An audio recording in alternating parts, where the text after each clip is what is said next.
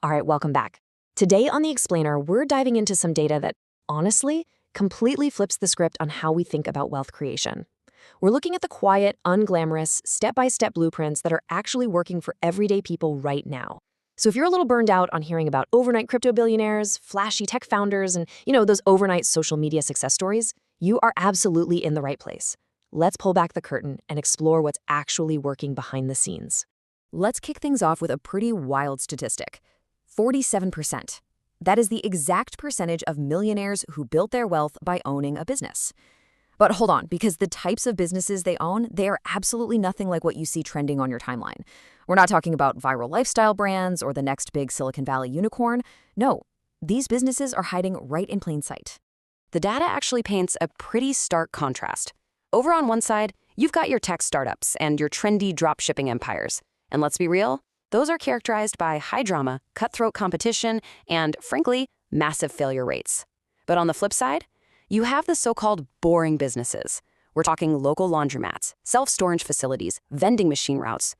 The data shows these incredibly unglamorous operations sit very comfortably in the 90% success range. So while the flashy, hype-driven trends frequently crash and burn, these quiet giants just keep compounding cash flow, month in and month out. Okay, let's dive into this. Here's our roadmap for The Explainer today. First, we'll cover the boring millionaire myth. Then, Harry's 3 golden filters. Third, the sleep income epiphany. Fourth, the replacement income test. And finally, 5 high-profit side hustles. All right, part 1, the boring millionaire myth. To really wrap our heads around how this works in the real world, the source material follows a super relatable guy named Harry. Harry wasn't a trust fund kid. He definitely wasn't some tech genius. He was just a regular guy trading his time as a dispatcher and bringing home about $3,400 a month. And like so many of us, he desperately wanted financial freedom. But the problem was, he kept chasing every flashy, hyper-competitive trend that popped up. He tried a dropshipping store, which, by the way, made a grand total of $97 in profit. Ouch. He went through a crypto phase that totally burned his savings, and he even tried to launch a clothing brand that went absolutely nowhere. Every single attempt followed the exact same pattern: huge hype, super complicated funnels, and zero predictable cash. It actually wasn't until he stopped and researched the raw data behind wealth that he had a massive paradigm shift. And that shift was realizing that real millionaires operate really dull, normal businesses. Which brings us to section 2, Harry's 3 golden filters. So the crucial point here is what Harry did next. Once he finally let go of the need to be this flashy, Instagram-famous entrepreneur, he put together a highly specific, incredibly effective framework to analyze new business ideas. He ran every single idea through 3 strict filters. Step 1 is monthly repeat pay. Basically, customers need to pay you at least once a month without you having to chase them down. Think about it. Dirty laundry piles up, pests get into houses, the need just automatically repeats itself. Step 2, it has to be a low-drama decision. Seriously, nobody calls a family meeting to approve buying a $1.75 soda from a vending machine or getting a $12 car wash, right? The price tag is small enough to slide right under the emotional radar. And finally, step 3, own or control the asset. Over time, you want to actually own the machines, the storage units, or the service routes. That underlying asset ownership is exactly what creates extreme long-term financial stability. Now, when you actually map this out, you get this amazing compounding wealth timeline. Harry managed to scrape together enough cash for a seller-financed laundromat. In his very first month, his take-home profit was just $1,317. So, barely a side income. But fast forward to month 6. After making a few incredibly simple optimizations, like adding card readers and bumping up the price by just 23 cents, that profit grew to nearly $2,200. By the end of year 1, he added a vending machine route, which pushed that boring income to over $4,600 a month, officially replacing his day job. But you've got to look at year 6.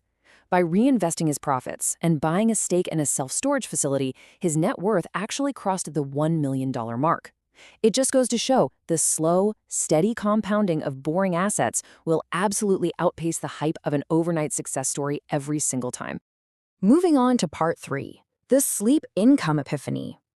So this major epiphany actually happened at 2:17 in the morning. Harry was working this side gig as a security guard, and he walked right past his completely empty laundromat. It's pitch black, right? But the machines are in there, spinning away, making him 14 bucks an hour while he's literally simultaneously getting paid for his security shift. That moment completely changed how he viewed earning money.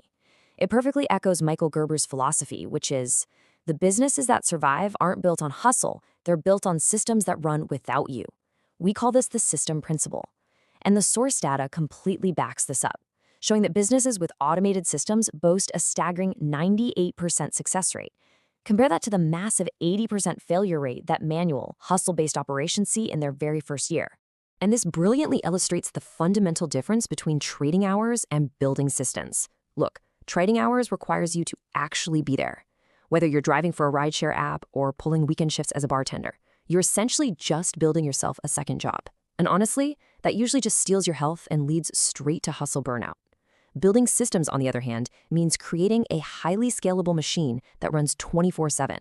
You are building a second income stream that literally works while you're asleep. Because let's face it, a machine never calls in sick.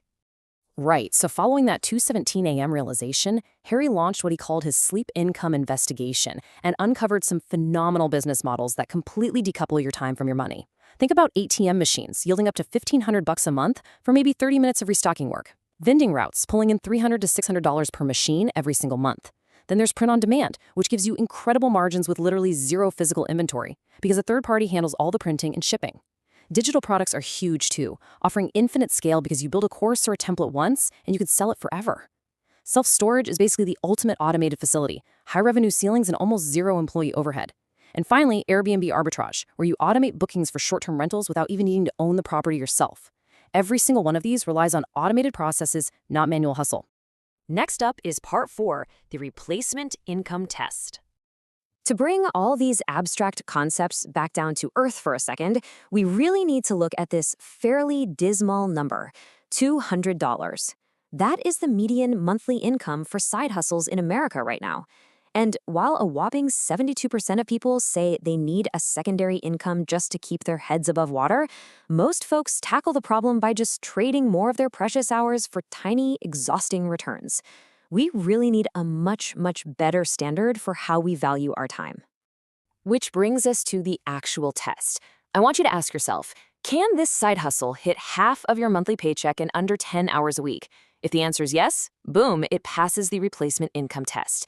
This is a super simple question, but it challenges you to stop trying to just budget your way to wealth and start automating your earning potential with realistic goals.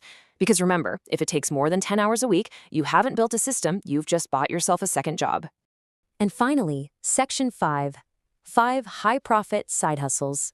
Now, what's really interesting about the data here is that when you look at specific businesses that actually pass Harry's strict replacement test, there is an incredible ratio between super low startup costs and outsized monthly profits. For instance, pressure washing. You can start that with a $75 equipment rental and scale it to over $2,400 a month, working just 1 day a week with 50% profit margins. Or take bookkeeping. That requires literally $0 to start if you already own a laptop, and it nets over $3,000 a month for just a handful of clients. Vending machines, mobile detailing, notary loan signing, they all follow this exact same pattern. The startup costs are remarkably accessible, the time commitment stays comfortably under that 10-hour limit we talked about, and yet the monthly profit potential is completely life-changing. And please remember, these aren't just abstract numbers floating on a spreadsheet. Real people are using these exact systems right now to escape the hourly grind. Take Harry's former coworker Denise, for example. She took a free online QuickBooks certification and managed to turn her totally dead-end $14 an hour front office job into a bookkeeping side hustle making $3,150 a month. And she does it all sitting comfortably on her couch. She literally just solved a boring, recurring problem for local business owners who absolutely hate doing their own paperwork. So, we've looked at the data, we've broken down the golden filters, and I think we've proven that the most reliable path to financial independence isn't about going viral. It's actually remarkably dull. So I'm going to leave you with this final provocative thought. Which boring system will you build tonight while everyone else is busy chasing the next flashy trend? The real money isn't hiding in the super exciting, glamorous ideas. It's waiting for you in the quiet systems that nobody else wants to build.